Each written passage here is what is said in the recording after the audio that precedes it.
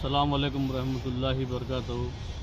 मैं मुस्लिम washerman welfare association का president Mohammad Hamid आप तमाम से मुखातिब हूँ। तमाम हुकूमत के अहदेदारों से मैं मुखातिब हूँ। मेरा कहना ये है कि यहाँ पर हमारा धोबी घाट 400 साल पुराना है।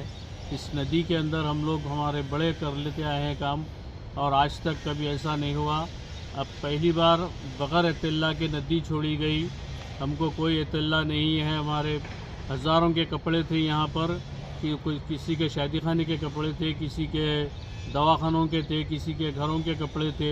हम लोग यहाँ पर कपड़े रात में केमिकल में डाल के रखते, सुबह आकर हम लोग उसको वॉश करते। वैसे हमारे कई कपड़े रखे हुए थे यहाँ पर, हमको कोई इत्तला नहीं।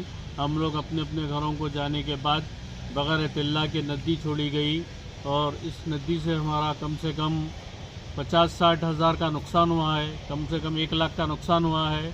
अब हमारे जो ग्राहक है वो लोग बोल रहे कि हमारे को नहीं मालूम, हमको ये हमारा जो नुकसान हुआ उसकी भरपाई हमारे को करना बोल के वो लोग हम पर बहुत प्रेशर डाल रहे हैं। और हमारा हुकूमत से ये मुतालबा है कि हमारी इस भरपाई को पूरा किया जाए।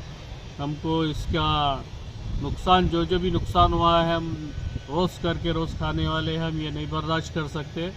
हम कम से कम हमारे यहाँ पर 1000 फैमिलीज़ पलते हैं, उन सब का नुकसान हो जाता। वो लोग हमको कपड़े डालने से इनकार कर रहे हैं। जब तक हम इसका नुकसान नहीं भरेंगे, जब तक वो लोग हमको कपड़े डालने से इनकार कर रहे हैं।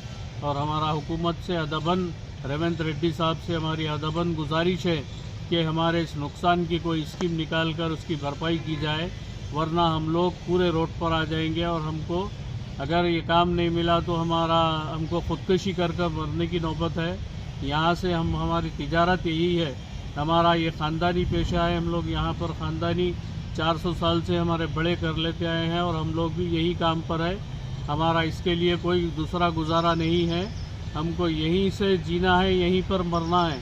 हमारा हुकूमत से फिर एक बार, हुकूमत के जितने भी अहदेदार हैं, जितने भी सियासी लीडर हैं, उनसे हमारा मुतालबा है। बहादुरपुरा एमएलए साहब से भी हमारी अदबन गुजारिश है कि वो हमारे इस नुकसान की तरफ तवज्जो डालें, और हुकूमत से हमको जो मुआवजा मिलता, असदुद्दीन अवैसी साहब से भी हमारी गुजारिश है कि वो भी हमारे इस नुकसान की भरपाई करवाएं हुकूमत के ज़रिए।